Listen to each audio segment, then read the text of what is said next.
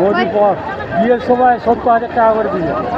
আমাদেরকে বলছে এরা কন্যাশ্রী রূপশ্রী পাচ্ছে, এরা মোদিকে দেখতে কন্যাশ্রী রূপশ্রী আর মেয়েদিকে নিয়ে যে ধর্ষণ করবে বলুনি।